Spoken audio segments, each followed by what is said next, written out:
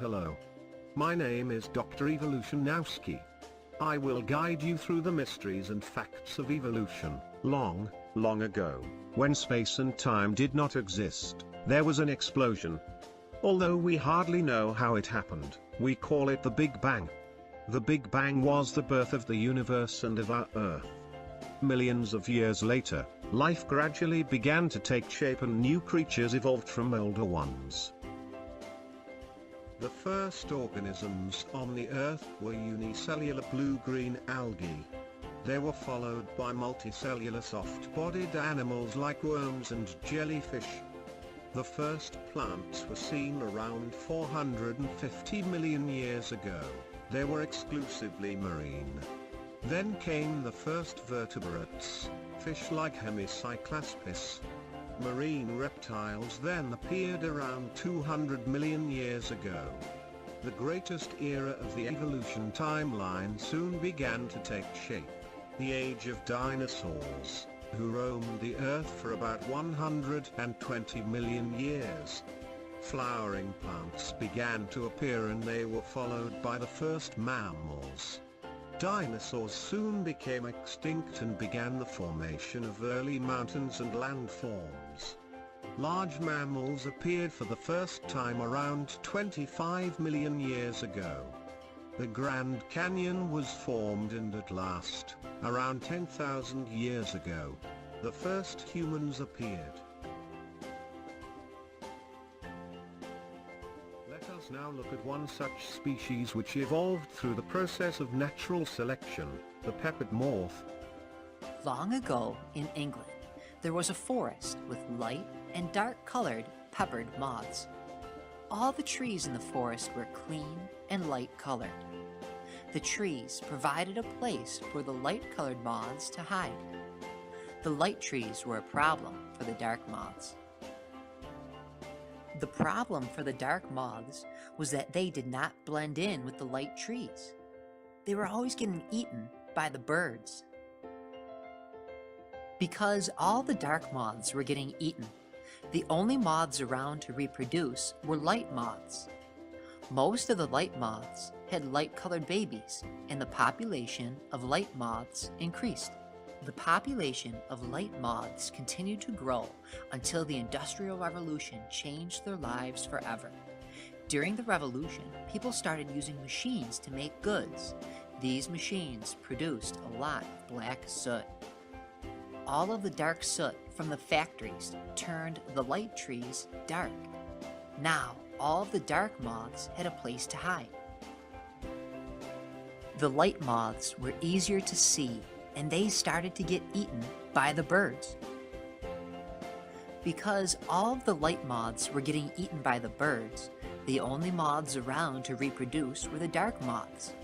Most of the dark moths had dark babies, and the population of dark moths increased. The dark moths adapted to their environment. The way the color of the moths changed is known as natural selection. Natural selection is the process by which organisms that are better adapted to their environment are more likely to survive, reproduce, and pass their traits to the next generation. This is how nature chooses who gets to live and who does not. This way we see the parents produce a variety of offspring as the descent with modification creates variations in the offspring from the parents and from one another. Nature, being hard to survive in, decides which of those variations get to live and reproduce. Over multiple generations, creatures become more and more fit for survival. This process was observed by me and described as natural selection. Natural selection is the most revolutionary cause for evolution. It is considered to be one of the most important revelations of biology. Evolution is a phenomenon where all species of organisms arise and develop through the natural selection of small, inherited variations that increase the individual's ability to compete, survive, and reproduce. Let's dig in a little deeper to see what leads to changes in species that makes evolution possible. Changes in the body of an organism could occur due to mutation. Migration, in both humans and animals. Genetic drift. And of course, natural selection. As the dark moths adapted to the changing environment, and the light moths were eaten as they were easier to spot.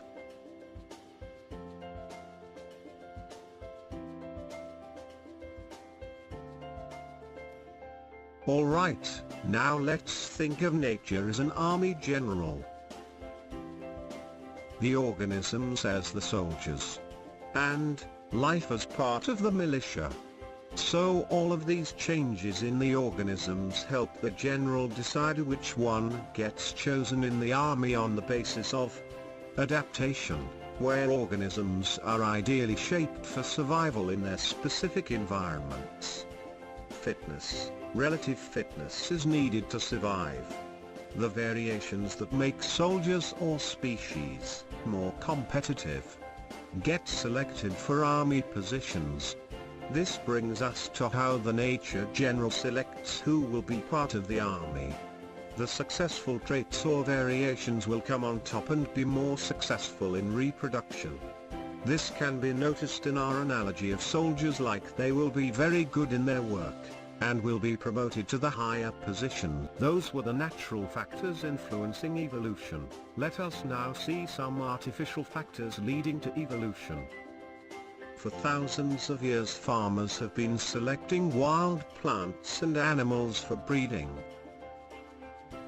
The ones which are better suited for production and consumption are allowed to breed, while eliminating the ones which are deficient and are not viable for production.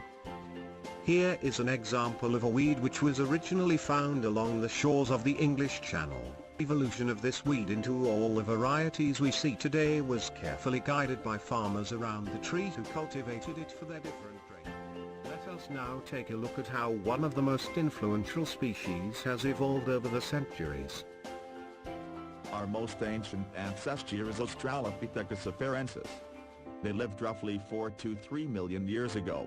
Lucy is the skeleton remains of an Australopithecus afarensis, which has made us aware of this species. The Australopithecus robustus dates from approximately 2.3 million years ago.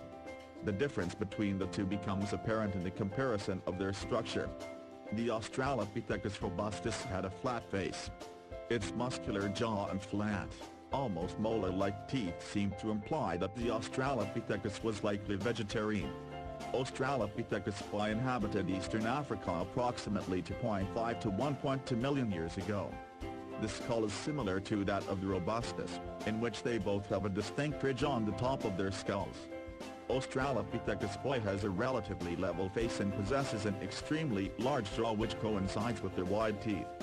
Homo habilis, also known as handyman, used primitive stone tools.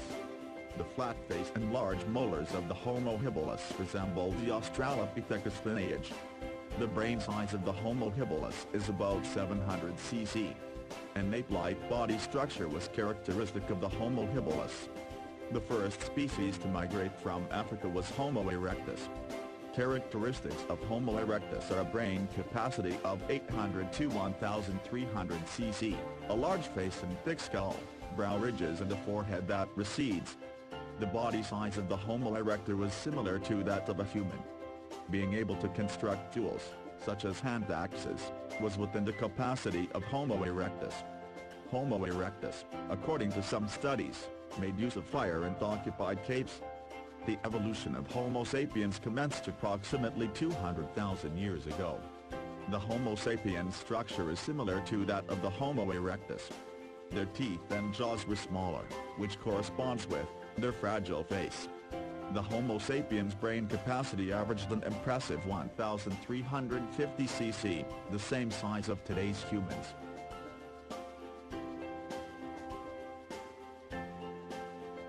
This is how an ordinary ape evolved into an ever-so-smart human. This is how nature chooses who survives, who transforms, and who perishes. This is evolution.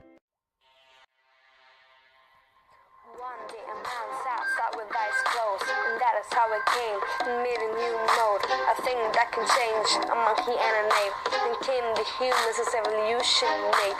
Everyone changed and became a bit better. And that is how we got peanut jam and butter. The fish got feed and the creeps got flat.